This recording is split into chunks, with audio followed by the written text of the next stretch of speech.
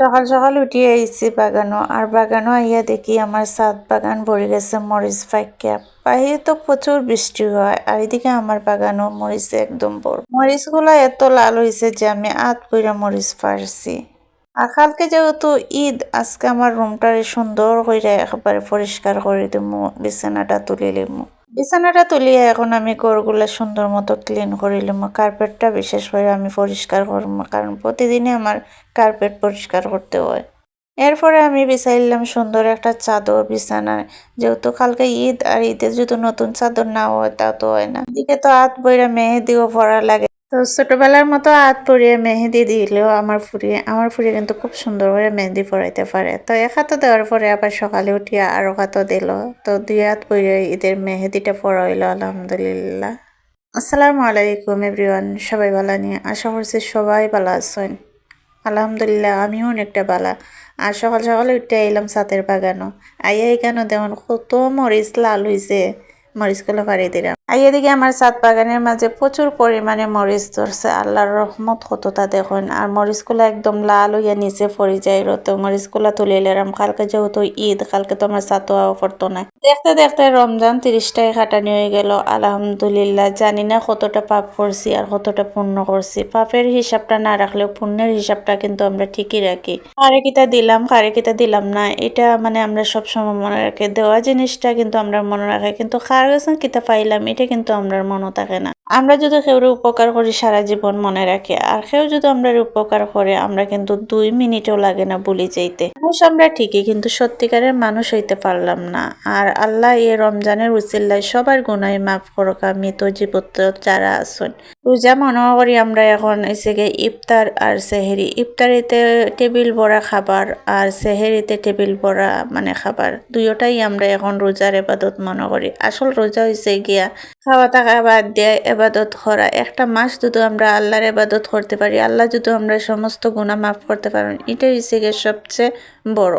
রোজা দিছেন আল্লাহ যাতে কষ্ট উপভোগ করে বুঝতে পারি আমরা গরিবের কষ্ট। তো গরিবরেও একটু খাই, নিজে যতটুকু খাইতা আর গরিবরেও বিলাইয়া দিতাই। বিলানির নাম হয়েছে গাই ইবাদত। কিন্তু আমরা কিতা করি, নিজে টেবিল বইরা খানি তৈরি করি, আর গরিবে খাইছে কি না খাইছে এটা আমরা খেয়াল করি না। পাপ কতটা করলাম এটারও কোনো হিসাব থাকে না, যে যেমনে চলতে পারি। রোজাটা কি আসলে এটা রোজা দিছে গিয়া তুমি আদর্শ মতো নামাজ পড়তাই, কোরআন তেলাওয়াত করতাই, ঠিক মতো রোজা রাখতাই।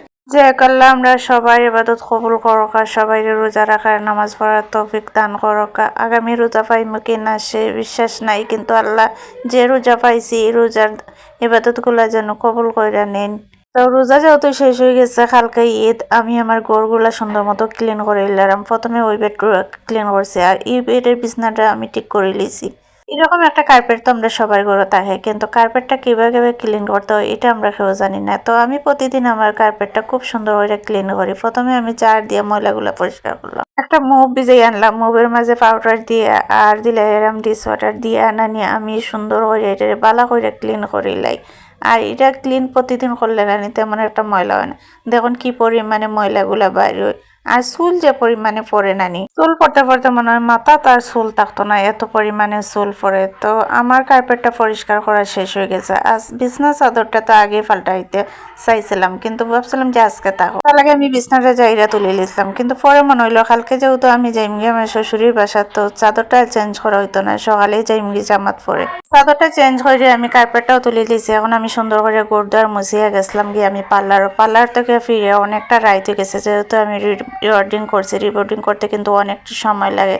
তো রিবোর্ডিং করিয়ে আমি প্রায় 9টা বাজে গেছে। আইয়া দেখি এতটা টায়ার্ড লাগে, তুই যখন আনি অত ঘুম আইছে। আর ঘুমের মাঝে দেখুন আমার মেয়ে আমার 2 হাত পইরা মেহেন্দি পইরা দিল, কারণ ঈদ মানে হয়েছে কি মেহেদি, হাত পরা মেহেদি না পড়লে কি তা হয়নি। আর আমার এতটা ভাগ্য পালা যে আমার মেয়ে আমার মেহেদি পরাই দেয়। ছোটবেলায় দিতে আম্মা মেহেদি পরাইয়া, আর এখন আমার মেয়ে দেয়, এতটা ভাগ্য আলহামদুলিল্লাহ আমার। আর আমার মেহেদি পরাটা কেমন হয়েছে অবশ্যই কমেন্ট করে জানাইবা।